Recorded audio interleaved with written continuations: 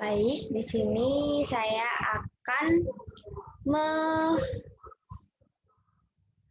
mengadakan bisik atau bincang asik yang dengan narasumber Kak Fauza Aulia Putri.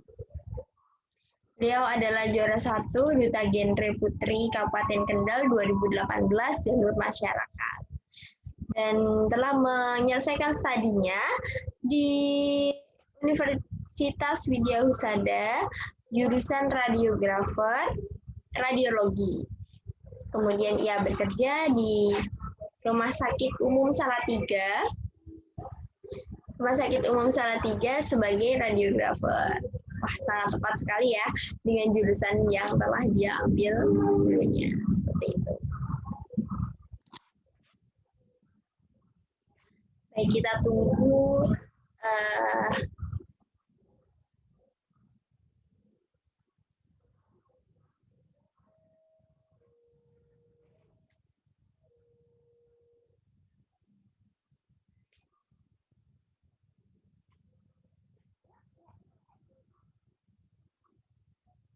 halo Kak Faiza.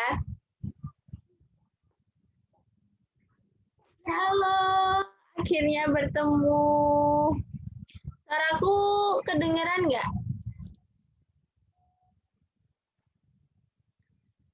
Suaraku kedengeran ya? Oke, tapi suaranya Kak Faiza belum. Oh, di mute ya? Ya Allah, di mute Kak. Bentar. Ya, aku pencet. Oke. Mungkin kita bisa mulai dari salam dulu ya, saya yang buka salam. Baik. Halo. Bismillahirrahmanirrahim. Assalamualaikum warahmatullahi wabarakatuh. Waalaikumsalam warahmatullahi wabarakatuh. Oke, tadi sudah saya sampaikan Kak sebelum Kakak masuk, saya sudah sampaikan maksud dari video ini apa, seperti itu. Kemudian untuk, maaf ya ini si kecil jadi ikutan. Ya, tidak apa-apa. Halo. Kemudian ini ya kayak salam genre dulu mungkin ya kayak kita bisa. Oke, ya bisa. Nih. Dipimpin ya. Oke, 1, 2, 3. Salam genre. Salam.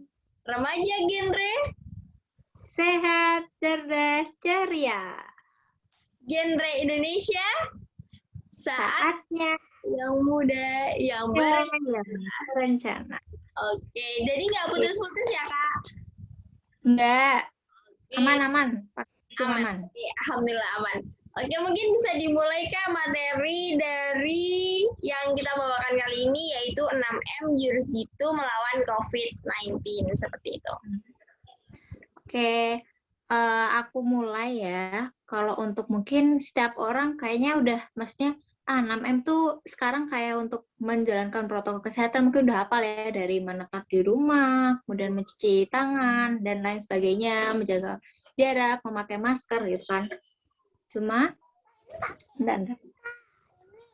Nah, sekarang yang kita bahas lebih ke kenapa sih aja itu kita harus tahu mematuhi protokol kesehatan. Karena yang pertama, biasanya ya seorang remaja itu kalau terpapar ini virus COVID itu tanpa gejala OTG, sering mengalaminya seperti itu sih.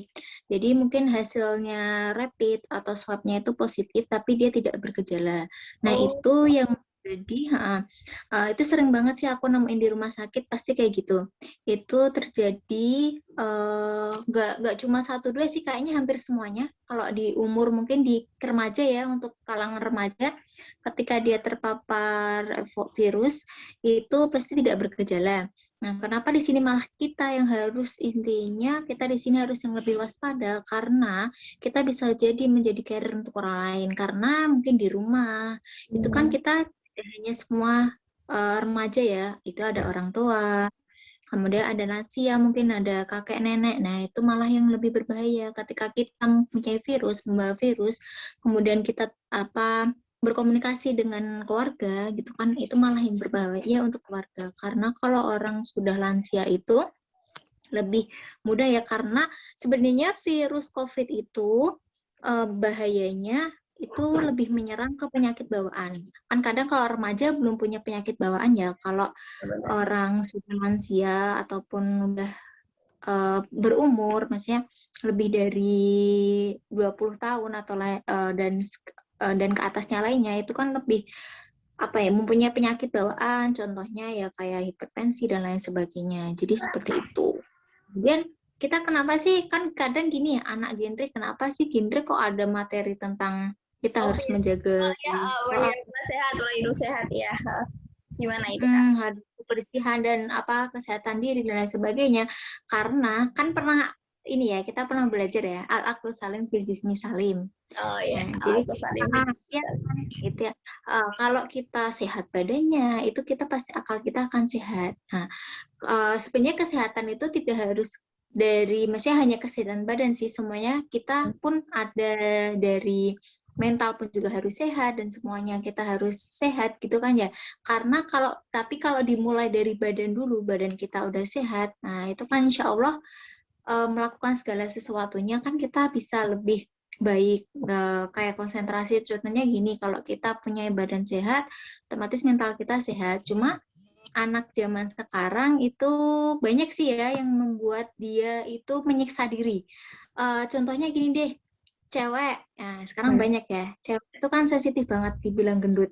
Nah, akhirnya dia memutuskan untuk diet. Nah, tapi mungkin dengan dietnya dia itu memaksakan untuk tidak makan, gitu kan, padahal itu salah sebenarnya. Kemudian tidak makan nasi, padahal kalau diet itu, semisalnya dia melakukan diet, dia itu harus ada konsultasi dari dokter ketika tidak memakan nasi, kayak gitu. Jadi ada takaran-takarannya juga, gitu. Cuma remaja zaman sekarang kan kayak lebih apa ya, seringnya insecure ya, kayak mereka tidak percaya dengan mereka sendiri, sampai mereka ingin melakukan segala sesuatunya, gimana sih biar aku kurus, gimana sih biar aku tetap bodinya bagus, tapi mereka tidak memperhatikan kesehatan mereka. Seperti itu sih. Kalau untuk, jadi malah lebih sering, ini kejadian aku ya, aku di rumah sakit itu, enggak sih, sebenarnya udah enggak remaja sih, tapi dia itu udah umur 25 tahun, udah ibu-ibu, belum punya anak, cuma dia itu diet ketat, kemudian kan imun dia jadi menurun. Nah, ketika dia itu di rumah terus, tapi di waktu itu dia tuh keluar dari rumah gitu loh, dia itu pergi ke suatu tempat. Nah, kemudian di situ dia pulang-pulang demam. Nah, demam ternyata waktu dibawa ke rumah sakit, kan di rapid kan otomatis kayak ada tanda memulai mendekati COVID itu kan biasanya dilakukan rapid. Nah, itu hasilnya positif dan dia terpapar, akhirnya dia harus melakukan isolasi. Itu karena dia jadi latar belakangnya dia tuh diet gitu. Kan kalau umur 25 tahun ya sebenarnya kalau di umuran dia masih muda ya. Itu dia belum punya anak, cuma emang udah nikah. Tapi dia emang diet ketat. Nah, terus dia nggak makan nasi, terus dia diet ketat.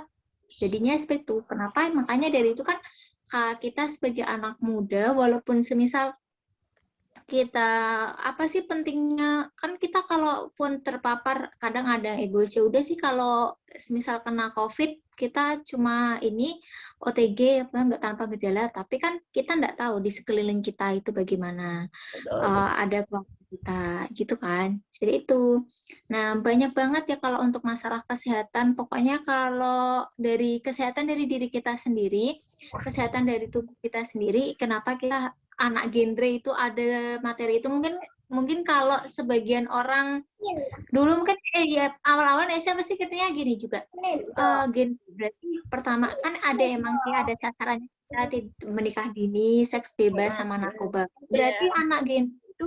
Padahal setelah Nesha mengetahui juga kan, oh ternyata materi genre banyak banget kayak cuma itu karena gitu kan, ada gender, ada life skill, itu juga dipelajari, kemudian kesehatan ini, karena semua ini apa ya, genre itu sebenarnya Tidak hanya membahas itu, intinya kita sebagai remaja gimana kita bisa mempersiapkan kehidupan nantinya berkeluarga. Nah dari itu kita harus semuanya harus kita tahu sih, sebenarnya kita pelajarin di sih, semuanya itu kita pelajarin dari kesehatan dari sebagainya. Karena kalau kadang orang awam kan ngertinya, oh jadi itu tuh misal menjadi ambasador gini gitu ya, dutanya, oh itu berarti duta khusus untuk melarang nikah dini, untuk dan lain sebagainya, seks bebas. Nah kalau Bapak enggak, itu menyeluruh, banyak sih sebenarnya materi genre gitu. Nah kalau selain sehat untuk tubuh juga, kita juga sehat lagi untuk bagaimana kita berkomunikasi kan. Kalau kita tidak mempunyai kesehatan komunikasi juga itu menurut aku nggak baik sih. Contohnya kita masih berkerumun, ya boleh, maksudnya berkerumun boleh, maksudnya kalau sekarang ada sih ya kayak event-event yang bisa dilakukan bersama-sama ya kayak pemilihan ini, tapi kan harus tetap mematuhi protokol. Nah kalau orang tidak mempunyai kesehatan akal kan dia akan menghiraukan hal itu. Pasti dia akan berpikir, ya udah sih misal perkumpulan anak muda. Nah kita kalau ini kalau COVID selama kita sehat-sehat aja sih nggak apa-apa gitu kan, kadang kayak gitu. Kenapa kita harus sehat dalam berkomunikasi juga, kemudian sehat dalam pergaulan juga, karena kalau sehat badan itu kan juga mempengaruhi ya dalam sehat pergaulan juga.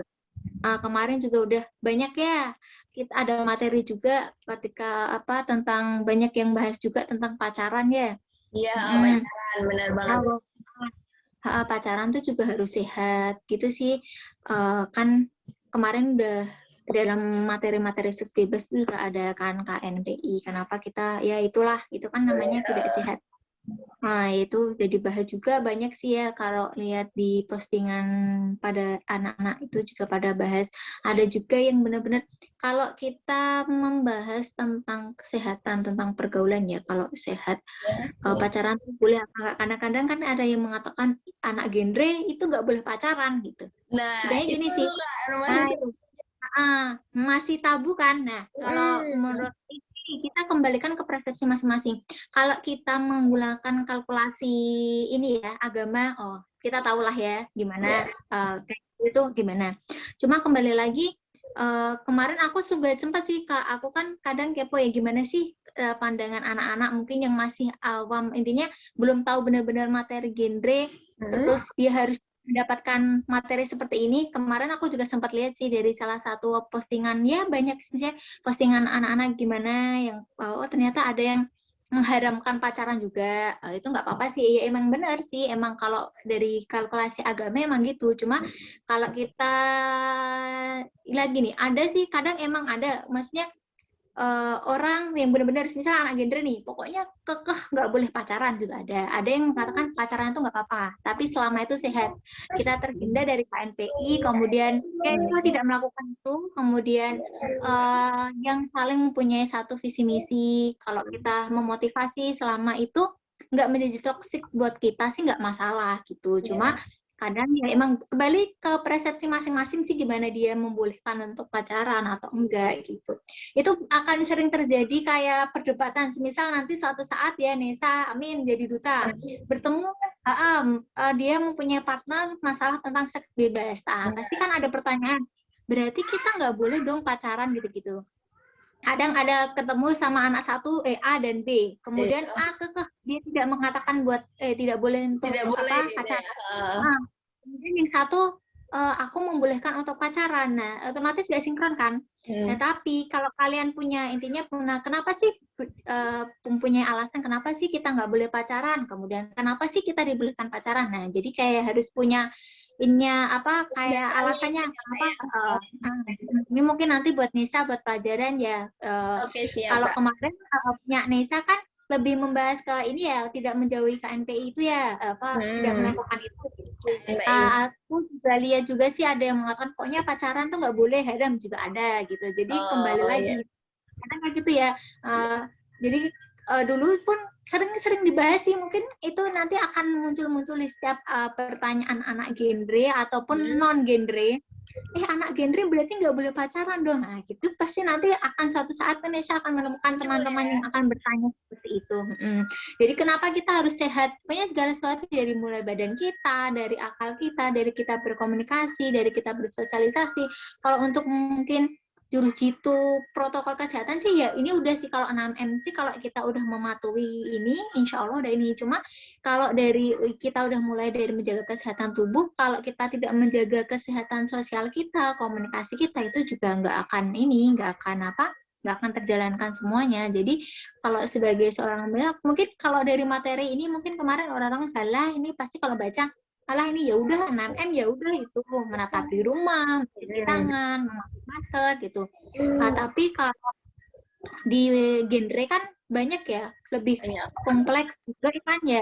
Jadi ya itu materinya kalau sehat nggak hanya sehat aja, nggak hanya sehat badan dan tidak hanya mematuhi protokol kesehatan, tapi di sisi-sisi lain juga itu sangat berpengaruh. Pokoknya di hal-hal lain karena semuanya itu berkesinambungan, jadi intinya berhubungan lah gitu. Jadi kalau sama lainnya semuanya gitu. Mungkin kalau ini mungkin itu sih ya, karena kalau kita membahas lebih ke yang mencuci tangan, mungkin orang-orang pasti udah tahu ya, kita udah setahun lebih membahas tentang hal ini. Dan kalau untuk anak muda sih emang ini sih kalau terkena COVID itu kadang emang jarang banget yang kayak bergejala. Sebenarnya kalau misal dia emang udah perokok, misal anak 21 tahun dia perokok akut gitu ya, perokok ataupun ya pokoknya suka minum-minum, nah itu kadang ada pengaruhnya kadang gitu. Tapi kalau semisal kayak kita sebelumnya nggak punya penyakit apa-apa kayak gitu, itu insya Allah nggak berpengaruh itu. Jadi hasilnya misal positif gitu, tapi kok ternyata ini aku nggak bergejala gitu sih. Karena virus COVID itu menyerangnya tuh ke penyakit bawaan kita gitu sih. Kalau dia udah punya kan imun ya, tapi ketika kita punya penyakit bawaan, itu bisa ini banget bisa kayak makanya kalau kebanyakan yang meninggal itu sih dari sampai sekarang itu grafiknya emang kebanyakan orang di atas umur 30 tahun sih. Kalau di bawah 30 tahun tuh enggak sih. Sembuh dan sembuhnya itu cepet sih. Kalau orang kadang biasanya gini, masa virus COVID itu hanya 2 minggu gitu kan ya. Penyebarannya 2 minggu. Masa penyebarannya karantinanya juga 2 minggu. Tapi ada misalnya kayak aku nemuin di rumah sakit orang tua masuk dia punya penyakit bawaan banyak banget, ada stroke, ada hipertensi, ada ya banyak lah. Itu kadang itu bisa lebih dari 12 hari. Jadi karena dia tuh yang jadi virusnya tuh menyerang penyakit bawaannya gitu. Tapi kalau buat anak remaja itu kan yang kita harus malah lebih yang kita harus waspadai karena dia nggak OTG. Kalau dia bertemu dengan keluarga-keluarga, terus dia akan menjadi carrier untuk keluarganya kan. Jadinya nanti ya keluarganya ya semisal dia punya nenek yang ya Kak ya. Gitu sih. Ya. Mungkin itu. Terus di pertanyaan Nesya itu ada yang menanyakan apa enggak? Oke Kak, untuk ini sendiri kalau misalnya tanpa gejala gitu ya kayak bener-bener kayak mungkin nggak demam, nggak apa gitu Kak? Nggak demam. Kayak sehat aja. Gini ya Nesya, pengalaman aku sendiri ya. Aku punya teman nih. Punya teman habis pergi. Dia tuh ini loh ke tempat KKN dia, ke tempat KKN. Terus dia gini, dia nggak kenapa-napa, tapi dia mengeluh, kok aku nggak bisa mencium bau ini ya, nggak bisa penciumanku nggak bisa ya, aku bau apa-apa nggak bisa. Terus aku gini, wah mending kamu rapid, gituin kan. Nah ternyata kan dia ini udah rapid, hasilnya positif. Kalau aku kan di rumah sakit juga kadang ini ya, ada kayak gitu. Tapi kita kembali lagi kalau imun kita kuat, sebenarnya kita nggak akan terkena juga. Kalau misal kita berpapar dengan orang yang terkena COVID, tapi kalau kita imun kuat itu sih enggak sih. Karena kadang kan ada orang yang mungkin gini, aku habis ketemu orang ini nih, orang COVID nih. Wah, kayaknya aku juga positif nih. Gitu. Kadang kayak gitu. Cuma kadang untuk mengantisipasi itu ketika semisal ada salah satu keluarga ada yang terkena COVID. Nah, itu semuanya harus isolasi kayak gitu. Karena sekarang juga peraturannya udah mulai gini ya kan, dulu kalau orang pertama terkena COVID, kemudian kan swab. Kemudian yang kedua harus melakukan swab kembali. Kalau sekarang enggak. Kalau udah melakukan swab pertama, ya udah setelahnya itu ya udah kalau udah dia udah isolasi 14 hari ya udah gitu. Oke, seperti itu ya Kak. Jadi otomatis kayak kita emang bener-bener jaga pola makan yang baik dan benar, terus juga intinya biar imun kita tetap jadi imun kebal gitu mengalahkan virus itu gitu. Kalau untuk masalah pola makan dan gizi, emang kita harus makan apa ya? Biasanya kita tahulah 5 sehat 5 sempurna ya. Pasti ada karbohidrat, protein dan lain sebagainya gitu. Oke, terima kasih Kak Faiza. Selanjutnya ini ada pertanyaan dari Desi ya Kak. Aku bacain aja pertanyaannya ya. Ada beberapa masker yang kita pakai di saat zaman pandemi ini. Nah, masker seperti apa sih yang sebenarnya dianjurkan untuk dipakai oleh pemerintah gitu Kak? Banyak kalau emang sekarang gitu ya. Kalau untuk masker ya, sebenarnya kita menggunakan masker kain itu udah cukup. Kalau untuk kita kalau kadang tapi kan sekarang udah masker itu kayak udah dibuat apa ya stylenya setiap orang ya malahnya. Kadang-kadang tuh ada yang pakai masker ini, pakai masker ya pakai masker macam-macam kan. Kan kita ada juga kan apa untuk kan kadang kalau semua orang pakai masker medis gitu ya, itu kan susah diolah ya. Kadang-kadang makanya kita dianjurkan untuk menggunakan masker kain. Sebenarnya kalau untuk kandungannya sama aja sih. Cuma kita jangan pakai masker, tahu nggak sih masker yang tipis kain tipis yang diiniin apa sih masker apa namanya? Masker scuba. Itulah pokoknya. Hah? Scuba. Nah itu tuh. Nah itu kan ya tahu. Karena ini baik sih layer doang gitu ya kayak. Kalau misal gini ya, kalau untuk menggunakan masker, emang kan masker paling baik itu kadang yang digunakan orang medis kan KN95. Tapi kalau semua orang pakai masker KN N95, ya itu kan susah untuk di ini ya. Kalau semua misal orang walaupun di luar non medis, kalau kita pakai masker itu dulu awal-awal gini ya, Dek. Ketika ada orang pakai KN, misalnya orang luar ini orang pakai KN. Jadi kembali ke orang sekarang masih persepsi sih ada yang mengatakan mending kita ada suatu organisasi juga kan kayak yang apa ininya dia tuh peduli banget sama sampah-sampah dan lain sebagainya. Itulah sekarang kan ada organisasi juga itu kan ya. Gitu kan itu kadang udah mending menggunakan masker kain gitu kan. Cuma kalau sekarang juga udah banyak kayak di luar sana pakai orang-orang biasa juga pakai masker KF gitu, masker yang ya udah ala-ala kekinian, dakbil gitulah ya. Benar. Yang penting itu kuncinya satu sih pakai masker tuh yang penting ininya ketutupan. Udah itu aja. Terus nggak tipis. Udah itu. Jadi kayak nggak usah dipersulit. Kayak nggak usah dipersulit. Harus pakai masker apa sih gitu-gitu. Enggak sih sekarang sih. Yang penting pakai masker. Nah, kalau menurutku ya juga itu cuci tangan sih, cuci tangan. Kemudian ya kalau nggak cuci tangan ya pakai hand sanitizer. Tapi kalau mau makan ya kita pakai hand sanitizer harus cuci tangan. Karena kan mengandung alkohol. Betul. Terus kemudian ada pertanyaan lagi dari Kak Claudia. Mau nanya dong Kak, sebenarnya tips untuk tetap bugar di tengah pandemi ini gimana? Kok malah aku tambah gendut ya? Bukan ya. Tadi baru kita bahas ya tentang gendut seperti itu. Sebenarnya mungkin dia lebih cenderung ke dia sudah nggak pede sama penampilan dia. Sebenarnya itu nggak masalah sih. Orang beda-beda yang kadang aku pun makanku pun banyak banget. Tapi sama aja kayak susah untuk mengemukkan badan. Kadang ada juga banyak itu pertanyaan yang mungkin sudah banyak ya dipertanyakan ini orang-orang.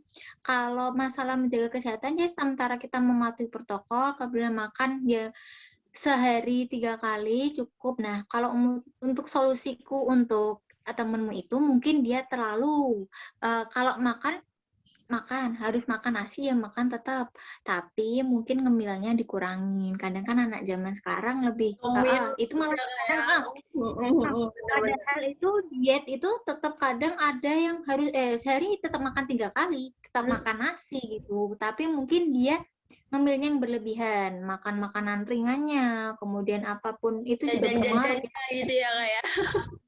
Nah, itu mungkin itu sih yang berpengaruh. Karena pandemi juga emang aku sendiri juga merasakan kadang kan orang kalau di luar, misalnya kalau nggak kerja sebelum kerja gitu kan udah pandemi ya. Kerjanya itu pas masa-masa pandemi. Tapi di setengah sebelumnya itu aku masih belum kerja kan. Kayaknya di rumah tuh juga ngapain gitu kan karena udah nggak ada kegiatan di luar itu kan zaman ketat-ketat banget kan. Jadi masih awal-awal itunya ya kayak awal-awal corona itu. Ya udah nonton paling dia kalau nggak nyemil lah itu kadang berpengaruh. Makan dia tetap makan sebenarnya tidak makan kalau semisal orang gemuk ya bukan tidak berpengaruh pada makan dia sehari 3 kali enggak karena yang lain kayak jajan-jajannya. Nah itu.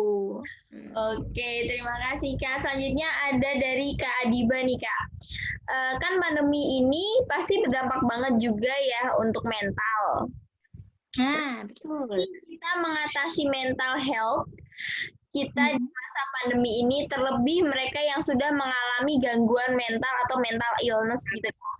Ini masuk kriteria udah seperti itu. Jadi pertanyaan dia, gimana sih kita mengatasi mental health kita di masa pandemi, terlebih untuk yang udah kena gangguan mental gitu, seperti dan lain sebagainya gitu Kak. Sekarang gini ya, emang tadi sudah kan ya al-aqlu salim, fizil salim itu pasti. Kan ini kita bahas tentang kalau untuk mungkin gini, lebih emang, misal kita udah menjaga makanan kita, tapi mental kita udah kena duluan. Kadang makan jadi nggak nafsu, gitu kan, dan lain sebagainya nggak ini. Emang banyak banget sih juga udah anak psikologi yang melakukan penelitian tentang ini, karena banyak yang melakukan drop banget, yang pertama melakukan kegiatan-kegiatan, sekarang nggak punya kegiatan, terus kadang malah banyak sih mental-mental orang yang terkena itu banyak karena semisal dia mempunyai pekerjaan, tapi pekerjaan itu harus misalnya dia tidak bekerja, dia tidak mempunyai uang gitu. Gimana sih cara kita menghadapi itu? Nah, kalau semisal udah terkena nih, semisal udah parah banget, otomatis yang tahu kita harus melakukan konseling. Pasti kita harus ke psikiater gitu kan kalau udah emang barang. Tapi kalau semisal dari kita sendiri, aku sering ya, jadi kalau cara aku sendiri ya, mungkin bisa diikuti oleh mungkin salah satu tips dan untuk yang lain. Yang pertama, aku percaya sama diri sendiri. Kalau aku gini, aku selalu berpikir gini, kalau aku nanti mentalku, intinya aku udah mulai aneh deh, kadang ngerasa aneh ya, kok aku mentalnya kayaknya nggak baik nih gitu. Kalau aku caranya gini, aku sering nonton sesuatu hal yang positif. Jadi semisal aku lagi nggak semangat nih, atau misal insecure tuh biasa ya, maksudnya wajar ya sebenarnya. Ada perasaan insecure masih ada. Terus aku kadang lihat-lihat sih motivator atau psikiater kan banyak ya mereka yang di YouTube itu melakukan kadang kenapa harus apa aja sih yang kita lakukan ketika pandemi, kemudian ketika kita terkena isinya mental kita udah kena kita harus gimana gitu. Pasti dari caranya juga pertama kita harus hidup sehat pasti, tapi kadang teori yang diberikan dengan apa yang kita lakukan itu susah. Nah, gimana caranya kita bisa sinkronkan itu? Itu dimulai dari ini. Pertama emang kita harus self love dulu. Nah, kita harus percaya sama diri kita sendiri. Misal ada gini, aku nggak ada kerjaan nih, kuliah juga online gini aja, aku malah stres, banyak tugas gini-gini. Nggak apa-apa kita, kalau kamu hanya mengeluh seperti itu, kamu tidak mencari cara, tidak mencari jalan keluar untuk melakukan hal apapun. Intinya, ya wis aku rebahan wae, scroll-scroll HP lah, scroll-scroll TikTok, itu kita nggak akan ini. Sebenarnya kita harus mencari apa sih yang bikin kita seneng. Contohnya, oh kayaknya aku harus olahraga nih, olahraga. Nah itu salah satu untuk mengembalikan kita kembali apa ya, produktivitas kita, kegiatan kita kayak olahraga. Benar. Nah, lebih lebih cenderung yang lebih dirasakan tuh mungkin gini, aku nggak ada kegiatan, aku gabut banget. Pasti orang-orang seperti itu kan. Kalau dari kecil kita bisa kalau coba masak-masak apa. Sekarang kan juga banyak kan melakukan produktivitas Inovasi, masak-masak, bikin improve diri ya. Nah, jadi gitu. Terus kadang ada juga yang ya udah kamu kerja online aja. Misalnya ada yang nih, sebenarnya kita nggak boleh. Oh, ya udah kamu kerja ini aja, kerja itu apa-apa nyari saran gitu. Nggak boleh. Kita harus memberikan opsi. Nggak boleh. Kamu harus gini itu nggak boleh. Nah, ini buat pelajaran juga ya ketika nantinya kita pemirsa Amin jadi duta genre gitu kan. Kadang kamu tuh harus gini, kamu harus itu, nggak boleh. Jadi kita harus memberikan opsi. Mungkin kalau saran aku gini, tapi nanti dikembalikan lagi kepada ini si yang ini yang kita berikan saran. Kamu maunya gimana? Kamu lebih baiknya inginnya gimana? Kalau aku menyarankan ini mempunyai opsi A dan mempunyai opsi B seperti itu. Kayak tadi kan mungkin emang itu udah pertanyaan ya, itu kalau mental kita udah ini, kalau emang udah parah banget otomatis kita harus ke psikiater ya. Mungkin kalau aku dari anak psikologi mungkin aku bisa ngasih saran ya gimana. Emang kita sebagai remaja kan emang apalagi anak genre kita kan ada konseling ya. Mungkin kita itu mungkin aku menyarankan dari aku sendiri. Maksudnya kalau aku sendiri aku melakukannya kayak gitu. Kadang-kadang aku nonton gimana sih motivasi apapun gitu-gitu. Tapi kadang juga ada gini, kita ngeliat nih contohnya siapa ya, Analisa atau pokoknya dia YouTuber. Aku ini banget sama dia, intinya kayak ya sangat memotivasikan dia gitu ya. Tapi kadang juga ada ngerasa insecure, ini keren banget nih mbaknya, udah bisa gini, udah gini, aku bisa apa ya? Kadang juga gitu. Itu juga wajar sih kayak gitu kan buat kita aja sih memotivasi kita sih, tapi kadang-kadang ada insecure-nya juga sih. Kadang-kadang kita ngeliat teman kita, kok dia bisa ini sih, bisa ini, bisa itu, terus dia kurus gini, kok malah jadi kan dia lebih insecure, terus nggak ada kegiatan, terus dia di rumah aja masa-masa pandemi, nah itu kan yang bisa yang mempengaruhi akhirnya mental kita yang ini deh yang terkena gitu. Ya sebenarnya kalau aku sih sarannya ya udah kita melakukan kegiatan apa yang menurut kita produktif, kemudian yang pasti positif ya, bukan negatif lah. Kita tahulah mana remaja yang harus melakukan kegiatan-kegiatan positif dan mana melakukan kegiatan-kegiatan yang harus dihindari, gitu kan? Iya. Jadi mencari kan ini kebahagiaan yang diri kita tuh, ya udah aku bahagianya di sini gitu ya kak ya. Ya betul, ya udah aku bisa, aku ini gitu.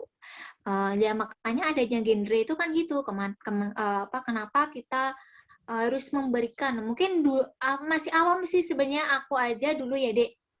Genre itu apa? Waktu itu kan untuk genre itu apa? Genre itu baru generasi berencana. Setelah aku terjun di situ, emang banyak sih.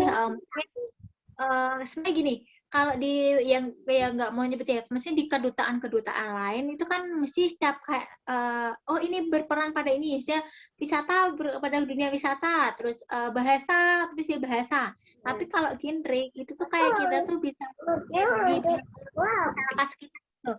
Kita bisa bersosial kayak ada reward-nya gitu buat anak istri, karena kalau bisa menyebarkan, jadi orang bisa tahu, ternyata tuh seorang remaja itu harus gini gitu. Ternyata kalau kita sudah terjun di dunia genre, kita tuh tidak hanya tahu tentang kirain pertama juga gini, genre itu kan ada kan terhindar dari nikah dini, seks bebas, narkoba, setauku ya anak genre tentang itu, ternyata enggak, banyak banget materi-materi ataupun ya yang yang kita pelajari. Intinya Jadi muda tuh kita bisa tahu gitu loh, oh nanti tuh kita berkehidupan nantinya tuh harus gini, kita tuh harus punya target gitu. Emang bener kalau di genre itu, kalau kita benar-benar tahu genre, Ya. itu jadi enak gitu loh. Buat kita juga bisa berpengaruh buat hidup kita sendiri. Oh aku harus punya perencanaan ini nih, punya harus ini nih gitu. Jadi itu lebih ke situ. Oke, terima kasih Kakak materinya. Kayaknya waktunya juga udah pas banget ya Kak, 11 lagi. Baik, ini menarik sekali semua tipsnya, materinya. Dan aku terima kasih banget buat Kak Faiza Aulia. Terima kasih sudah hadir di ini. Salam genre dulu ya Kak, salam genre. Salam. Remaja genre. Sehat. Cerdas, ceria. Terima kasih Kak Faiza. Assalamualaikum. Buat Nesha. Terima kasih Kakak. Oke.